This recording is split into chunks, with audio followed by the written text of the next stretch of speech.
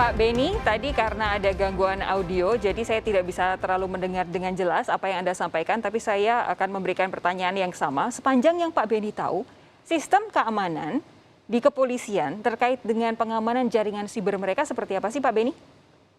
Yang pertama, tadi sudah disinggung oleh Dr. Pratama bahwa begitu banyak aplikasi yang dibuat sebagai bentuk inovasi pelayanan Polri terhadap masyarakat, kemudian juga bagaimana mereka membuat pusat data, ini kan dibuat oleh personel-personel dari rekanan yang punya kompetensi berbeda-beda kelasnya.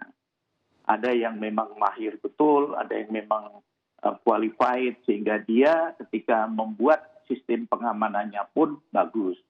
Tetapi kembali ini kan tidak merata, sehingga mudah untuk nanti kelemahan itu dimasuki hacker. Yang kedua, perlu dicatat bahwa tentunya ketika Polri melakukan penegakan hukum, pihak yang terkena itu tidak suka. Misalkan judi online. Maka mereka bisa membayar hacker untuk menghantam atau menghack situsnya Polri sebagai bentuk kemarahan atau rasa ingin balas dendam tidak puas, gitu ya? ingin balas dendam dan sebagainya. Nah, karena Polri menangani berbagai macam kasus, maka Polri juga harus siap mendapatkan serangan-serangan cyber. Oleh sebab itu, masukan ini tentunya menjadi bahan yang bagus. Kami selaku pengawas eksternal tentunya nanti akan bersama-sama Polri bagaimana melakukan evaluasi secara menyeluruh, sedini mungkin, secepat mungkin, agar peristiwa ini tidak terulang kembali ke depan. Oke, Bung Pratama, jadi sebenarnya saat ini yang bocor, yang diduga diretas, itu data-data apa saja sih dari personel polisi ini?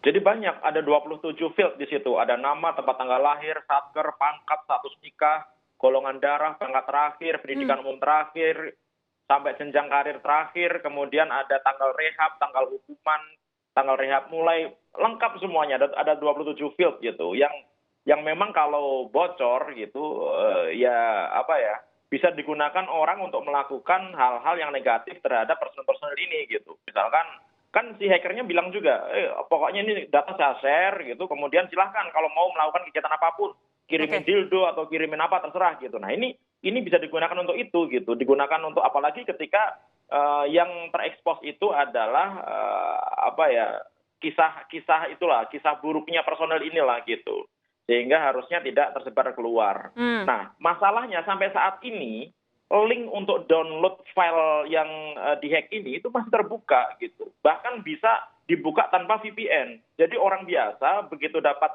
URL-nya itu bisa buka saat ini gitu. Nah saya nggak ngerti itu bagaimana kok nggak bisa ditutup sampai sekarang gitu, Mbak. Pak Bedi, kira-kira implikasinya apa ketika data-data yang seperti sedetail yang disampaikan oleh Bung Pratama tadi bocor dan ternyata masih bisa diakses bulk datanya? Ya, kami akan mengecek kembali nanti berkoordinasi dengan Direktorat Tindak Pidana Cyber karena ini sangat rawan khususnya buat personil Polri sendiri. Betul sekali, sekarang kan data pribadi kita, nomor telepon bisa dijual belikan untuk promosi produk ataupun untuk pinjol dan sebagainya. Di samping itu tentunya kerawanan ini berkaitan juga dengan keluarganya. Oleh sebab itu peringatan ini tentunya akan disikapi oleh pihak Polri untuk sesegera mungkin mengatasi masalah ini. Oke, Pak Abdul, ini kan harus jadi evaluasi bersama. Apa yang akan dilakukan DPR dengan banyaknya kebocoran data-data ini? Lalu, tadi saya juga mengutip pernyataan kolega Anda di DPR, Bung Dev Laksono, selain soal keamanan siber yang memang masih lemah, belum juga ada undang-undang yang melindungi data pribadi. Janjinya waktu itu saya ingat akhir tahun 2019. Sampai sekarang belum kejadian juga itu, Pak Abdul. Iya, faktanya seperti itu. Kami ingin sekali akhir tahun ini selesai undang-undang perlindungan data pribadi. Namun dari komunikasi informal untuk mengurai atau memecahkan kebekuan ini kayaknya belum ada titik temu sampai hari ini. Kominfo tetap bersikeras agar lembaga pengawasnya ini ada di bawah Kementerian Kominfo. Sementara kami di DPR ingin agar ini lembaga independen atau badan atau otoritas independen. Tapi ketika sampai Polri saja dihack seperti ini, 28.000 data keluar, apakah itu tidak membuat ada sense of urgency begitu? Ya, faktanya sampai terakhir kami ketemu dengan pihak Kominfo masih belum ada pergeseran, belum ada pergerakan. Oke, Kami jadi cuma satu poin temu. ini doang yang masih mengganjal ya Pak ya? Tinggal satu. Kalau satu poin ini selesai, mungkin dalam 10 hari selesai itu, karena sudah separuh lebih selesai. Oke, kita nanti akan update soal ini. Tapi terakhir, bagaimana dengan evaluasi tentang keamanan sistem di Polri sendiri? Karena nggak lucu dong, kemarin kita badan sibernya negara dihack, sekarang penegak hukum, terutama untuk siber juga dihack. Ya, saya kira ya memang ini keprihatinan kita bersama, dan apalagi tadi disampaikan Dr. Pratama bahwa sudah terbuka seperti itu, tidak kunjung segera di take down alamat itu dan kemudian segera diatasi.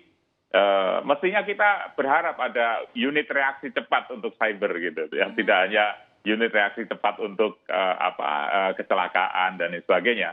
Untuk cyber juga mestinya harus lebih cepat, apalagi ini yang diretas adalah data tentang anggota polisi. Oke, terakhir saya punya waktu setengah menit untuk Bung Pratama. Kira-kira selain pasukan cepat untuk mengatasi gangguan siber ini, apa lagi yang harus dimiliki negara ini? Sebenarnya gampang, Mbak. Kalau kita mau mengamankan sistem kita itu, tadi sudah saya sebutkan, teknologinya harus benar gitu. SDM-nya harus di-upgrade. Investasi SDM itu penting gitu, jangan dianggap pemborosan. Kemudian tata kelola. Plus nanti ada security awareness dari pimpinan. Nah, security awareness itu nanti akan menentukan, Anda harus ngamanin loh, orang IT harus ngamanin loh. Pak, kita nggak ada dana, ini anggarannya. Lakukan pengamanan yang maksimal gitu. Jadi harus ada kemauan dari pimpinan gitu, sehingga masalah keamanan cyber ini ditangani dengan serius. Kalau sekarang kan nggak serius, Mbak. Ini kayak main-main aja menurut saya sih gitu. Baik, kurang serius gitu. Terima kasih Pak Beni, terima kasih Pak Abdul, terima kasih Bung Pratama sudah meluangkan waktu untuk Sapa Indonesia Malam di Kompas TV. Kita jumpa lagi lain waktu ya. Sehat terus. Terima kasih. Terima kasih.